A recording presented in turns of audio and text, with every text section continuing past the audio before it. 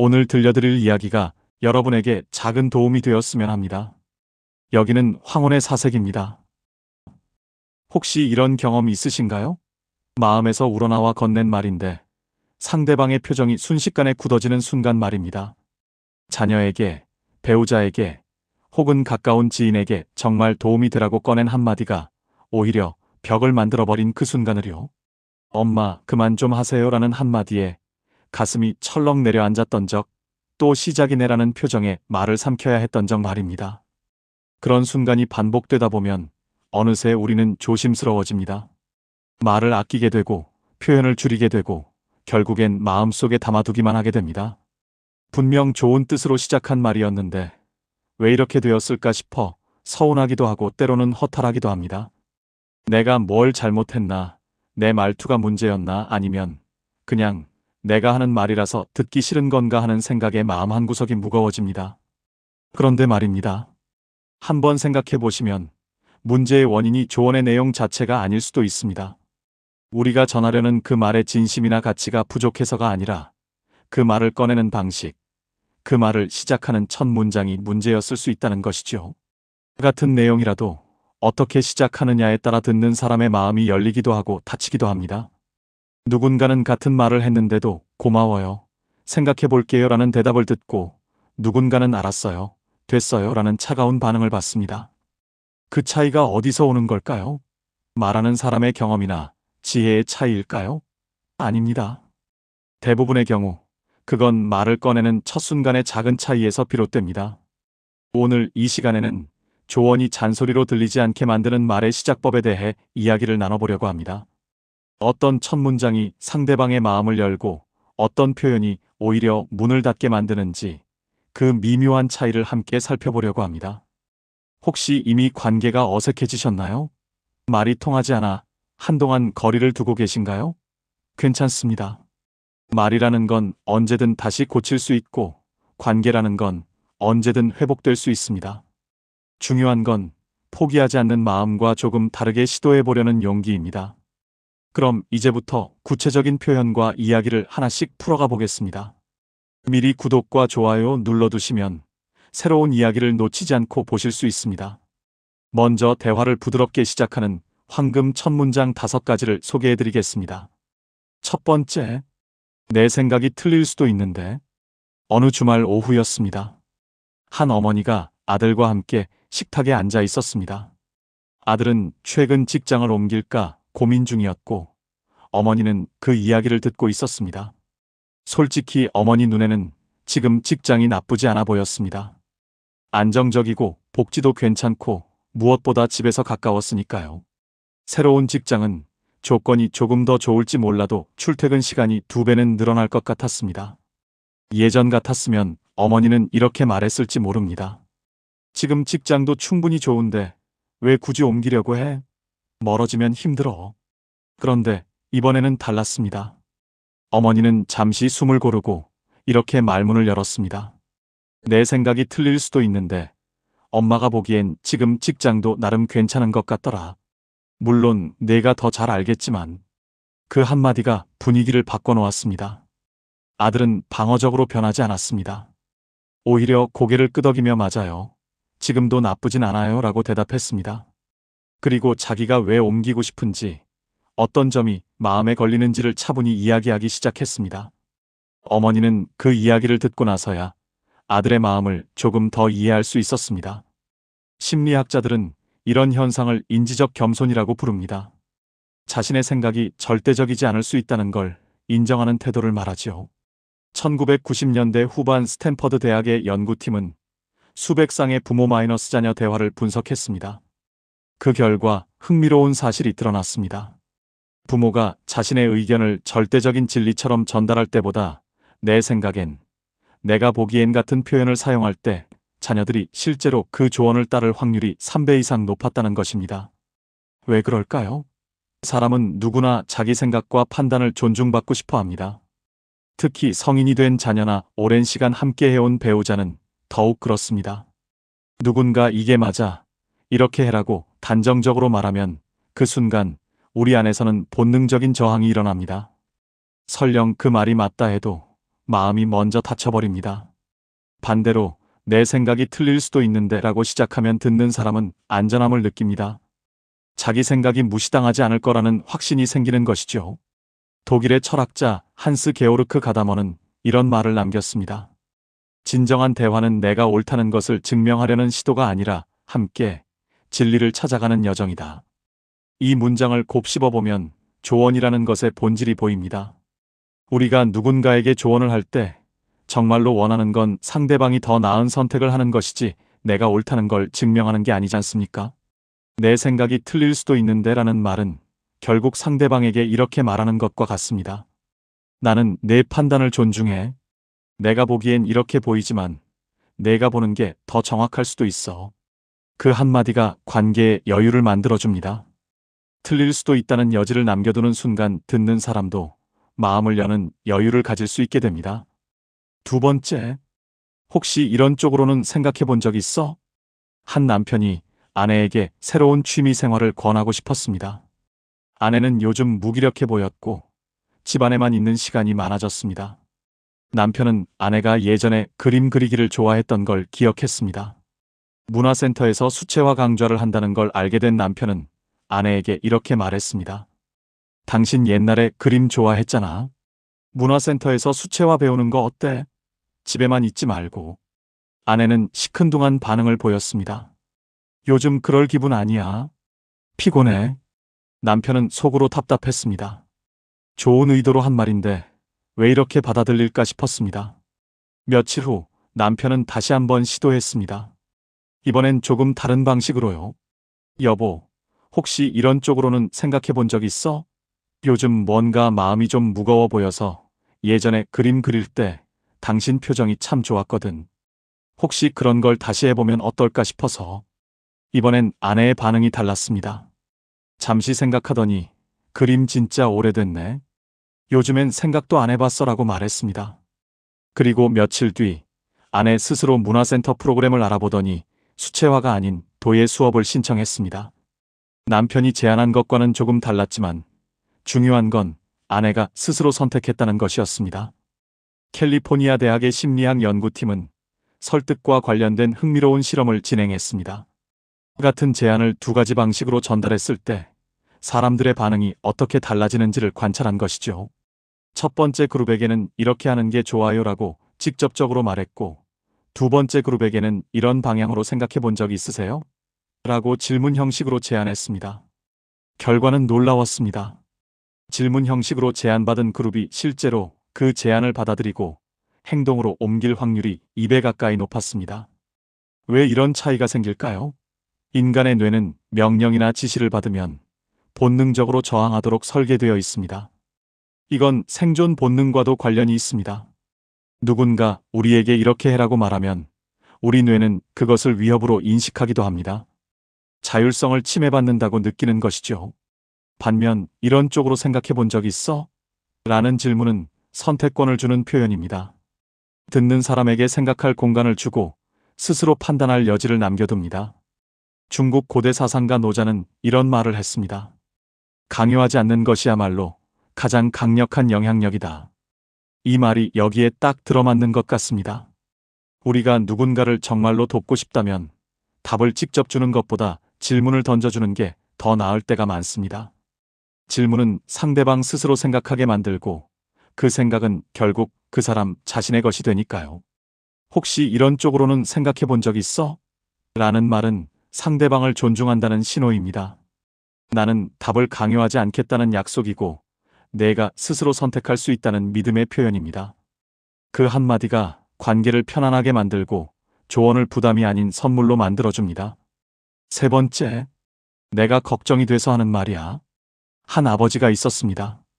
대학생인 딸이 밤늦게까지 아르바이트를 하는 게 마음에 걸렸습니다. 학업에 지장이 있을 것 같고 무엇보다 늦은 시간 혼자 귀가하는 게 불안했습니다. 처음에 아버지는 이렇게 말했습니다. 그 알바 그만둬. 밤늦게까지 하면 공부는 언제 해? 위험하기도 하고. 딸은 발끈했습니다. 아빠는 왜 마음대로 결정하려고 해요? 제가 알아서 할게요. 아버지는 답답했습니다. 딸을 걱정해서 하는 말인데 왜 이렇게 받아들이는지 이해가 안 됐습니다. 며칠간 써먹한 시간이 흘렀습니다. 아버지는 다시 한번 대화를 시도했습니다. 이번엔 다르게 말했습니다. 딸, 아빠가 걱정이 돼서 하는 말이야. 내가 밤늦게 혼자 다니는 게 마음이 놓이질 않아서. 돈 문제면 아빠가 도와줄 수 있으니까 한 번만 생각해 봐 줄래? 딸의 표정이 부드러워졌습니다. 아빠, 걱정해줘서 고마워요. 근데 저도 제 용돈은 제가 벌고 싶어요. 조금만 더 하면 목표 금액 채울 수 있어요. 그러면 그만둘게요. 그리고 밤늦게 끝나는 날은 택시 타고 와요. 걱정 마세요. 이 대화에서 달라진 건 단 하나였습니다. 아버지가 자신의 감정을 솔직하게 드러낸 것이죠. 내가 걱정이 돼서라는 한마디가 딸에게 아버지의 진심을 전달했습니다. 하버드 대학의 심리학자 수잔 데이비드는 감정 민첩성이라는 개념을 연구했습니다. 그녀의 연구에 따르면 사람들은 상대방이 자신의 감정을 솔직하게 표현할 때 훨씬 더 열린 마음으로 받아들인다고 합니다. 특히 걱정된다, 불안하다 같은 취약한 감정을 드러낼 때 듣는 사람은 공격받는다고 느끼지 않습니다. 오히려 상대방의 진심을 느끼고 그 마음을 헤아리게 됩니다. 많은 경우 우리는 조언을 할 때 감정을 숨기고 논리만 내세웁니다. 이게 합리적이야, 이게 효율적이야 같은 말로 상대방을 설득하려고 합니다. 하지만 인간은 논리만으로 움직이지 않습니다. 오히려 감정에 더 많이 반응합니다. 누군가 나를 걱정한다는 사실, 나를 아낀다는 마음이 느껴질 때 비로소 그 사람의 말이 귀에 들어옵니다. 미국의 작가이자 심리학자인 브레네 브라운은 이런 말을 했습니다. 취약함을 드러내는 용기가 진정한 연결을 만든다. 조언을 할 때도 마찬가지입니다. 내가 왜 이 말을 하는지, 내 마음이 어떤지를 솔직하게 드러낼 때 상대방은 그 조언을 명령이나 잔소리가 아닌 진심 어린 걱정으로 받아들입니다. 내가 걱정이 돼서 하는 말이야 라는 문장은 내 감정의 주인이 나라는 걸 분명히 합니다. 너는 이래야 해가 아니라 나는 이렇게 느껴라고 말하는 것이죠. 이 작은 차이가 조언과 잔소리를 가릅니다. 상대방은 더 이상 비난받는다고 느끼지 않고 대신 자기를 아끼는 사람의 마음을 느끼게 됩니다. 네 번째, 내 입장도 충분히 이해는 돼. 한 어머니와 아들이 있었습니다. 아들은 대학원 진학을 포기하고 취업을 하겠다고 했습니다. 어머니는 아들이 공부를 더해서 더 좋은 기회를 가졌으면 했습니다. 하지만 아들은 경제적인 부담도 크고 더 이상 공부가 하고 싶지 않다고 했습니다. 어머니는 처음엔 실망스러웠습니다. 그렇게 쉽게 포기하면 어떡해? 조금만 더 하면 되는데. 아들은 입을 다물었고 더 이상 자기 이야기를 하지 않았습니다. 며칠 뒤 어머니는 다시 대화를 시도했습니다. 아들아, 내 입장도 충분히 이해는 돼. 학비도 부담되고 지치기도 했겠지. 엄마가 무조건 공부만 하라는 건 아니야. 다만 내가 나중에 후회하지 않았으면 해서. 그제야 아들이 입을 열었습니다. 엄마, 사실 저도 고민 많이 했어요. 근데 지금은 실무 경험을 쌓고 싶어요. 나중에 필요하면 그때 다시 공부할 수도 있잖아요. 어머니는 고개를 끄덕였습니다. 완전히 동의하진 않았지만 아들의 생각을 이해할 수 있었습니다. 예일 대학의 커뮤니케이션 연구소에서는 공감적 인정이라는 개념을 연구했습니다. 상대방의 입장을 인정하는 말을 먼저 할 때 그 뒤에 오는 조언이 훨씬 더 잘 받아들여진다는 것이죠. 흥미로운 건 완전히 동의하지 않아도 된다는 점입니다. 이해는 되라는 말은 동의해와 다릅니다. 상대방의 관점을 인정하되 내 생각은 다를 수 있다는 여지를 남겨두는 표현입니다. 많은 경우 우리는 조언을 하기 전에 상대방을 설득하려고 합니다. 상대방의 생각이 틀렸다는 걸 먼저 증명하려고 하지요. 하지만 그 순간 상대방은 방어적이 됩니다.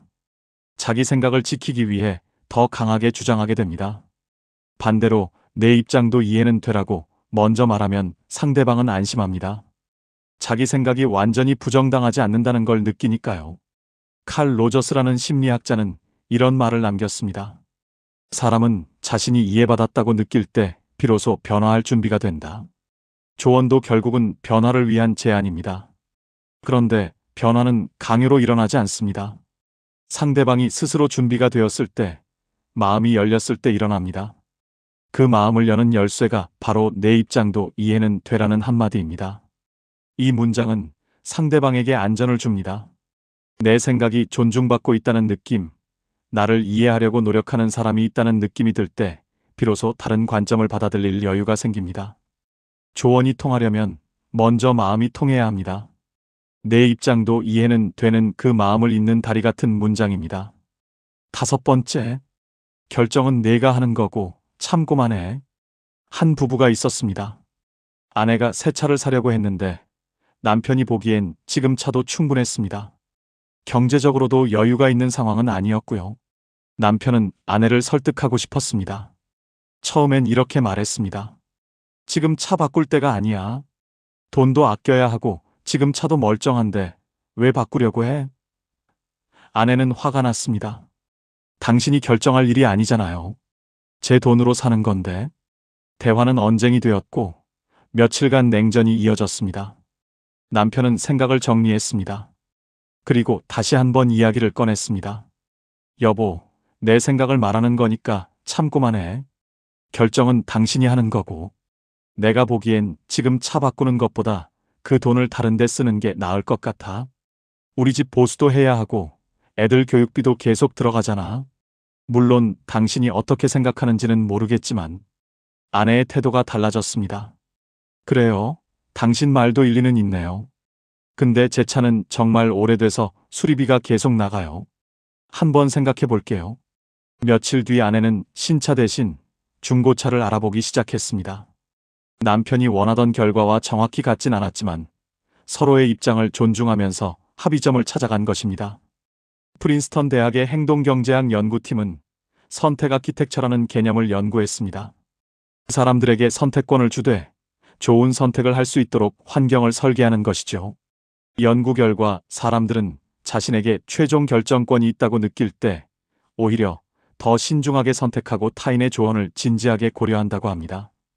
반대로 결정권을 빼앗긴다고 느끼면 본능적으로 저항하고 조언을 무시하게 됩니다. 우리는 종종 조언을 하면서 상대방의 선택권을 빼앗으려 합니다. 이렇게 해야 해, 저렇게 하면 안 돼 같은 말로 상대방을 특정 방향으로 몰아가려고 하죠. 하지만 그럴수록 상대방은 반발합니다. 인간은 누구나 자기 인생의 주인이고 싶어 하니까요. 독일의 철학자 임마누엘 칸트는 인간을 수단이 아닌 목적으로 대하라고 했습니다. 이 말을 조언의 맥락에서 보면 상대방을 내 뜻대로 움직이려는 수단으로 보지 말고 스스로 판단하고 선택할 수 있는 주체로 존중하라는 의미가 됩니다. 결정은 내가 하는 거고 참고만 해라는 말은 바로 그런 존중의 표현입니다. 이 문장은 상대방에게 권한을 돌려줍니다. 최종 결정은 너의 몫이고 나는 단지 내 관점을 나눌 뿐이라는 것을 분명히 하는 것이죠. 그 순간 조언은 강요가 아니라 선물이 됩니다. 받아들일 수도 있고 받아들이지 않을 수도 있는 선물 말입니다. 그 자유가 있을 때 사람들은 오히려 더 진지하게 그 조언을 고민합니다. 강요하지 않을 때 비로소 진짜 영향력이 생기는 법입니다. 이제 절대로 하면 안 되는 첫 문장 3가지를 살펴보겠습니다. 첫 번째, 내가 살아보니까 말이야. 저녁 식사 자리였습니다. 한 아버지가 20대 후반의 딸과 함께 앉아 있었습니다. 딸이 요즘 직장에서 겪는 어려움을 이야기하고 있었습니다. 상사와의 갈등, 업무 스트레스, 이직에 대한 고민을 조심스럽게 꺼내고 있었습니다. 아버지는 딸의 이야기를 듣다가 말을 꺼냈습니다. 내가 살아보니까 말이야. 그런 건 다 겪는 거야. 나도 젊었을 때 그랬어. 참고 견디면 나중엔 다 괜찮아져. 요즘 젊은 사람들은 너무 쉽게 포기하려고 하더라. 딸의 표정이 굳어졌습니다. 더 이상 자기 이야기를 하지 않았습니다. 네, 알겠어요. 짧게 대답하고는 식사에만 집중했습니다. 아버지는 좋은 조언을 했다고 생각했지만 딸은 이해받지 못했다고 느꼈습니다. 내가 살아보니까라는 말은 왜 이렇게 받아들여질까요? 표면적으로는 경험을 나누는 말처럼 보입니다. 실제로 아버지는 오랜 인생 경험에서 우러나온 진심을 전한 것이었습니다. 하지만 듣는 사람에게는 다르게 들립니다. 미시간 대학의 언어심리학 연구팀은 세대 간 대화 패턴을 분석했습니다. 그 결과 내가 살아보니까 내 경험으론 같은 표현이 포함된 조언은 젊은 세대에게 거부감을 일으킬 확률이 70% 이상이었습니다. 왜일까요? 이 표현에는 은연중에 권위가 담겨 있기 때문입니다. 내가 더 많이 살아봤으니, 내가 더 잘 알아라는 전제가 깔려 있는 것이죠. 물론 실제로 인생 경험이 많은 건 사실입니다. 나이가 주는 지혜도 분명히 있습니다. 하지만 그걸 내세우는 순간 대화는 수직적이 됩니다. 가르치는 사람과 배우는 사람, 아는 사람과 모르는 사람으로 위치가 나뉘는 것이죠. 듣는 사람은 자신이 어린아이 취급받는다고 느낍니다. 자기 상황과 감정이 단순히 나도 그랬어로 치부되는 것 같아 서운해집니다. 더 깊이 들여다보면 내가 살아보니까라는 말에는 또 다른 문제가 있습니다. 과거의 경험을 현재에 그대로 적용하려는 시도입니다. 하지만 세상은 변합니다. 아버지가 20대였을 때의 직장 문화와 지금의 직장 문화는 많이 다릅니다. 그때는 참고 견디는 게 미덕이었을지 몰라도 지금은 자기 목소리를 내고 권리를 찾는 게 중요한 시대입니다. 과거의 해법이 현재에도 맞는다고 단정하는 순간 조언은 현실과 동떨어진 잔소리가 되어버립니다. 그리스 철학자 헤라클레이토스는 같은 강물에 2번 발을 담글 수 없다고 했습니다. 시간은 흐르고 상황은 변하며 사람도 달라집니다. 과거의 경험은 소중하지만 그것이 현재의 유일한 답은 아닙니다. 조언을 할 때 정말 중요한 건 내가 어떻게 했는가가 아니라 지금 이 사람에게 무엇이 필요한가를 보는 것입니다. 내가 살아보니까라는 말 대신 우리는 다르게 말할 수 있습니다.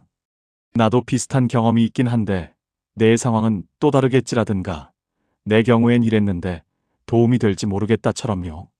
이렇게 말하면 경험을 나누되 강요하지 않게 됩니다. 상대방은 참고할 수 있지만 따라야 한다는 압박은 느끼지 않습니다. 결국 조언이 통하려면 권위가 아니라 공감이 먼저입니다. 내가 더 많이 살아봤으니 내 말을 들어가 아니라 나도 힘들었던 적이 있으니 내 마음을 조금 알 것 같아라는 자세로 다가가야 합니다. 그때 비로소 경험은 무기가 아니라 연결의 도구가 됩니다. 2번째, 그건 네가 잘 몰라서 그래. 한 어머니와 아들이 정치 이야기를 하고 있었습니다. 뉴스를 보다가 시작된 대화였습니다. 아들은 자기 나름의 생각을 이야기했고 어머니는 그 생각에 동의하지 않았습니다. 어머니가 말했습니다. 그건 네가 잘 몰라서 그래. 뉴스에 나오는 게 다가 아니야. 실제로는 훨씬 복잡한 문제야. 아들은 말을 멈췄습니다. 네, 그렇군요. 더 이상 자기 생각을 말하지 않았습니다. 어머니는 아들이 이해했다고 생각했지만 사실 아들은 대화를 포기한 것이었습니다. 그건 네가 잘 몰라서 그래라는 말은 겉보기엔 설명처럼 들립니다. 상대방이 정보가 부족해서 그런 생각을 한다고 지적하는 것이죠. 하지만 이 말이 전하는 진짜 메시지는 다릅니다. 너는 무지하고 나는 안다는 선언입니다. 컬럼비아 대학의 사회심리학자들은 지식 격차 언급이 대화에 미치는 영향을 연구했습니다. 한 사람이 다른 사람의 지식 부족을 직접적으로 지적할 때 지적당한 사람은 방어적이 되고 자존감이 낮아지며 더 이상 대화에 참여하려는 의욕을 잃는다고 합니다. 심지어 그 지적이 사실이라 해도 마찬가지입니다. 사람은 자신이 무시당한다고 느끼면 옳고 그름을 떠나서 마음의 문을 닫습니다. 생각해보면 내가 잘 몰라서 그래라는 말은 대화를 차단하는 말입니다. 상대방의 생각을 단순히 무지의 결과로 치부해버리는 것이죠. 그 사람이 왜 그렇게 생각하게 되었는지, 어떤 경험이나 가치관이 그 생각의 배경인지는 고려하지 않습니다. 그냥 너는 몰라로 끝내버립니다. 더 큰 문제는 이 말이 상대방을 바꾸지 못한다는 것입니다. 누군가를 너는 틀렸어, 너는 몰라라고 말한다고 해서 그 사람이 갑자기 생각을 바꾸지 않습니다. 오히려 자기 생각을 더 굳게 지키려고 합니다. 공격받았다고 느끼니까요. 심리학에서는 이를 역효과라고 부릅니다. 강하게 밀어붙일수록 상대방은 반대 방향으로 더 강하게 저항한다는 것이죠. 프랑스 철학자 시몬의 배우는 이런 말을 남겼습니다. 주의 깊게 듣는 것은 가장 드물고 가장 순수한 형태의 관대함이다. 이 문장을 곱씹어보면 조언의 본질이 보입니다. 진짜 조언은 상대방을 무지한 사람으로 보는 게 아니라 다른 관점을 가진 사람으로 보는 데서 시작됩니다. 내가 잘 몰라서 그래. 대신 우리는 이렇게 말할 수 있습니다. 그렇게 볼 수도 있겠네. 나는 이런 부분도 있더라고 생각하는데 어떻게 보여? 이렇게 말하면 상대방의 생각을 부정하지 않으면서도 새로운 관점을 제시할 수 있습니다. 대화는 계속되고 서로 배울 기회가 생깁니다. 결국 조언이란 가르치는 게 아닙니다. 함께 생각을 나누는 것입니다. 내가 아는 걸 전달하되 상대방도 자기만의 생각과 경험이 있다는 걸 존중하는 것이죠. 내가 잘 몰라서 그래는 그 존중을 깨뜨립니다. 상대방을 무능력한 사람으로 만들어버립니다. 그 순간 조언은 모욕이 되고 관계는 멀어집니다. 세 번째, 내 말 좀 들어봐. 주말 오후 한 부부가 집안일 문제로 의견이 엇갈렸습니다. 아내는 가구 배치를 바꾸고 싶었고 남편은 지금 그대로가 좋다고 생각했습니다. 아내가 설명을 시작하려는데 남편이 말을 끊었습니다. 내 말 좀 들어봐. 지금 그 자리가 제일 좋은 자리야. 동선도 그렇고 채광도 그렇고. 아내는 한숨을 쉬었습니다. 내 말만 들으라고 하네. 내 말은 왜 안 들어? 남편은 어이가 없었습니다.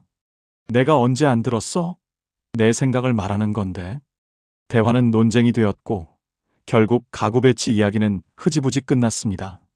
내 말 좀 들어봐라는 문장은 흔히 쓰는 말입니다. 별 문제 없어 보이기도 합니다. 하지만 이 말에는 은밀한 메시지가 담겨 있습니다.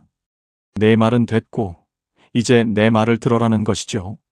UCLA의 커뮤니케이션 연구소에서는 대화 중 주의 집중 요구가 미치는 영향을 분석했습니다. 내 말 좀 들어봐. 잠깐만. 내 말 듣고 같은 표현은 듣는 사람에게 내 이야기는 중요하지 않다는 신호를 보낸다고 합니다. 심지어 말하는 사람은 그런 의도가 전혀 없어도 듣는 사람은 그렇게 받아들입니다. 자기 말이 무시당했다고 느끼는 것이죠. 더 깊이 들여다보면 내 말 좀 들어봐는 일방적인 소통을 전제로 합니다. 대화가 아니라 설득의 시작입니다. 내가 말하면 너는 들어라는 구도에서는 진짜 대화가 일어나지 않습니다. 한 사람은 말하고 한 사람은 억지로 듣는 상황이 되는 것이죠. 많은 경우 우리는 조언을 하면서 상대방이 듣고 있는지 확인하고 싶어 합니다. 그래서 내 말 좀 들어봐라고 말합니다. 하지만 정작 필요한 건 상대방이 듣게 만드는 게 아니라 듣고 싶게 만드는 것입니다. 강제로 주의를 끄는 게 아니라 자연스럽게 관심을 갖게 하는 것이죠. 마틴 부버라는 철학자는 나와 너라는 관계를 강조했습니다. 진정한 대화는 한 사람이 주체이고 다른 사람이 객체인 관계가 아니라 두 사람 모두가 주체인 관계에서 일어난다고 했습니다. 내 말 좀 들어봐는 상대방을 객체로 만듭니다. 내 말을 받아들이는 수동적인 존재로 만드는 것이죠. 내 말 좀 들어봐 대신 우리는 이렇게 말할 수 있습니다. 내 생각도 한번 들어볼래? 또는 잠깐, 이런 점도 있더라고. 이렇게 말하면 요구가 아니라 제안이 됩니다. 상대방은 강요받지 않고 자발적으로 들을 선택을 할 수 있습니다. 조언이 통하려면 먼저 상대방이 말할 기회를 충분히 가져야 합니다. 내 말을 들으라고 요구하기 전에 상대방의 말을 충분히 들어야 합니다. 그래야 상대방도 내 말을 들을 마음이 생깁니다. 대화는 주고받는 것이니까요. 내 말 좀 들어봐는 그 균형을 깨뜨립니다. 일방적인 소통을 만들고 결국 조언을 잔소리로 만들어버립니다. 오늘 우리는 조언이 잔소리로 들리지 않게 하는 말의 시작에 대해 이야기를 나눴습니다. 돌아보면 중요한 건 말의 내용이 아니었습니다. 같은 말이라도 어떻게 시작하느냐에 따라 반응이 완전히 달라진다는 것을 봤습니다. 내 생각이 틀릴 수도 있는데라는 겸손함. 혹시 이런 쪽으로는 생각해 본 적 있어? 라는 질문. 내가 걱정이 돼서 하는 말이야 라는 솔직함. 내 입장도 충분히 이해는 되라는 공감. 결정은 내가 하는 거고 참고만 해라는 존중이 대화의 문을 열었습니다. 반대로 내가 살아보니까 말이야 라는 권위. 그건 내가 잘 몰라서 그래라는 무시. 내 말 좀 들어봐라는 강요는 관계를 멀어지게 만들었습니다. 말하는 사람은 좋은 의도였어도 듣는 사람에게는 부담과 압박으로 느껴졌습니다. 결국 조언이 잔소리가 되는 이유는 말의 내용이 아니라 말의 시작입니다. 첫 문장에서 상대방을 존중하느냐, 무시하느냐가 결정됩니다. 첫 문장에서 대화의 여지를 남기느냐, 일방적으로 밀어붙이느냐가 결정됩니다. 우리는 모두 누군가에게 조언을 하고 싶을 때가 있습니다. 사랑하는 사람이 힘들어할 때, 잘못된 길로 가는 것 같을 때, 더 나은 선택이 있을 것 같을 때입니다. 그 마음 자체는 아름다운 것입니다. 문제는 그 마음을 전하는 방식이었습니다. 이제 우리는 압니다. 조언은 가르침이 아니라 나눔이라는 것을, 강요가 아니라 제안이라는 것을, 권위가 아니라 겸손해서 출발해야 한다는 것을 말입니다. 그리고 무엇보다 상대방을 존중하는 것에서 시작해야 한다는 것을요. 관계를 지키는 어른의 말은 옳은 말을 하는 게 아니라 상대방이 받아들일 수 있는 말을 하는 것입니다. 진심을 전하되 부담을 주지 않는 말, 도움을 주되 선택권을 빼앗지 않는 말이 진짜 조언입니다. 오늘 이야기가 여러분의 관계에 작은 도움이 되었으면 합니다. 어쩌면 오늘 저녁 가족과의 대화에서, 내일 친구와의 통화에서 조금 다른 첫 문장을 시작해 보실 수 있을지도 모르겠습니다. 그 작은 변화가 관계를 조금씩 회복시키고 마음과 마음을 다시 이어줄 것입니다. 다음 영상도 바로 받아보시려면 구독과 좋아요 부탁드립니다. 지금까지 황혼의 사색이었습니다. 다음에 더 좋은 이야기로 찾아오겠습니다.